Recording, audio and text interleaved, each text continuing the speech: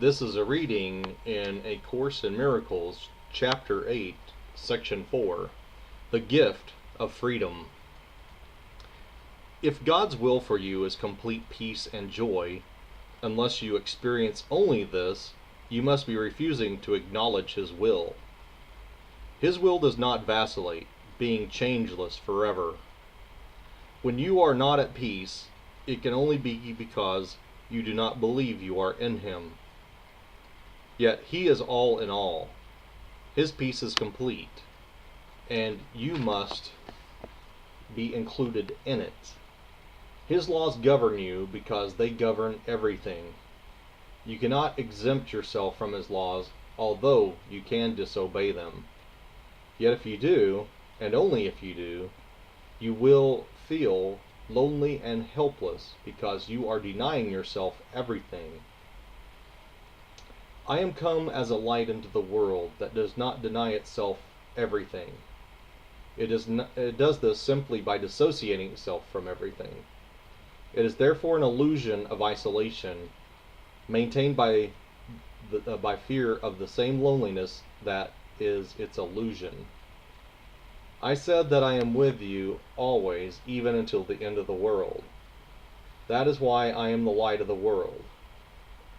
If I am with you in the loneliness of the world, the loneliness is gone. You cannot maintain the illusion of loneliness if you are not alone. My purpose then is still to overcome the world. I do not attack it, but my light must dispel it because of what it is. Light does not attack darkness, but it does shine it away. If my light goes with you everywhere, you shine it away with me. The light becomes ours, and you cannot abide in darkness any more than darkness can abide wherever you go. The remembrance of me is the remembrance of yourself and of Him who sent me to you. You were in darkness until God's will was done completely by any part of the sonship. When this was done, it was perfectly accomplished by all. How else could it be perfectly accomplished? My mission was simply to unite the will of the sonship with the will of the Father by being aware of the Father's will myself. This is the awareness I came to give you, and your problem in accepting it is the problem of this world. Dispelling it is salvation, and in this sense, I am the salvation of the world.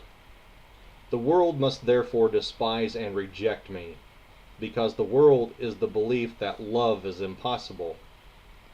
If you will accept the fact that I am with you, you are denying the world and accepting God.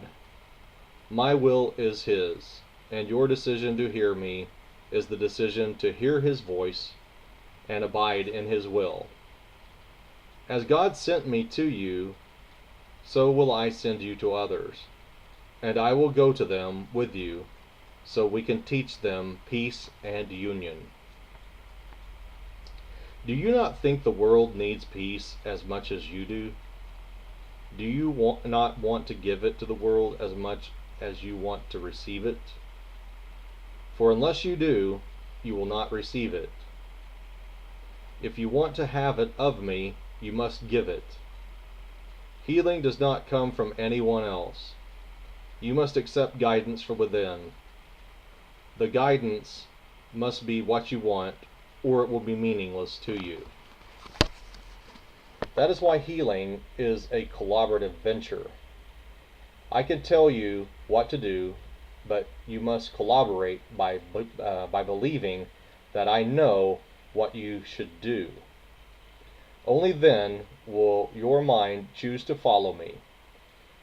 Without this choice, you could not be healed because you would have decided against healing, and this rejection of my decision for you makes healing impossible. Healing reflects our joint will. This is obvious when you consider what healing is for. Healing is the way in which the separation is overcome. Separation is overcome by union. It cannot be overcome by separating. The decision to unite must be unequivocal, or the mind itself is divided and not whole. Your mind is the means by which you determine your own condition, because mind is the mechanism of decision.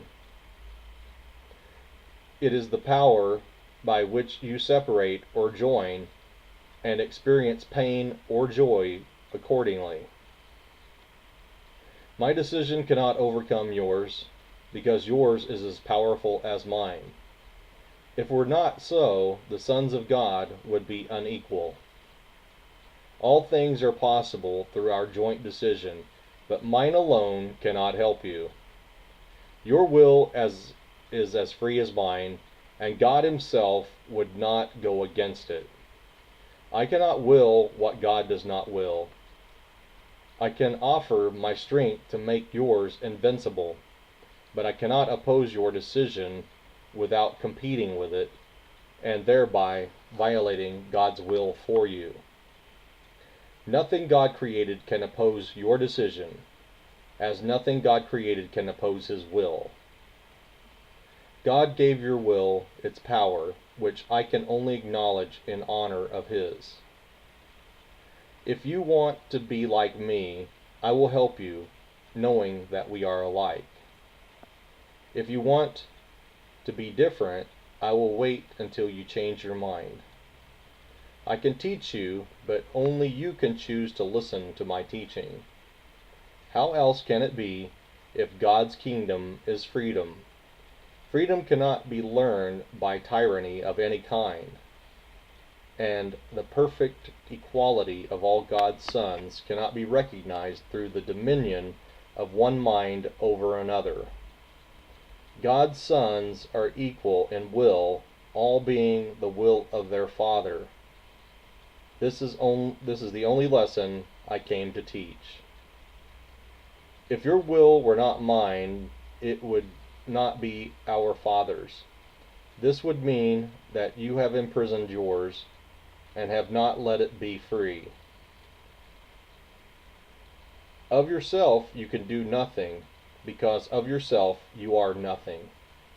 I am nothing without the Father, and you are nothing without me, because by denying the Father you deny yourself.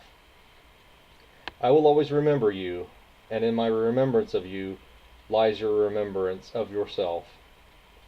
In our remembrance of each other lies our remembrance of God, and in this remembrance lies your freedom, because your freedom is in him.